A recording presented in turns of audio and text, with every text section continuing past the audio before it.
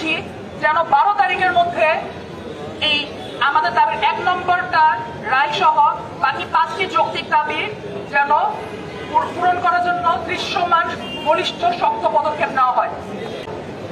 সত্ত্বেও বড় ভাই ব্যাটসম্যান এবং জুনিয়রদেরকে অসংখ্য ধন্যবাদ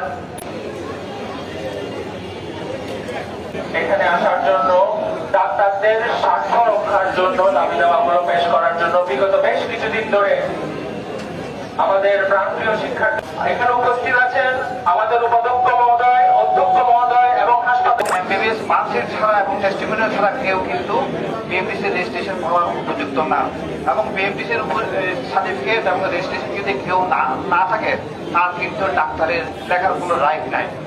আমরা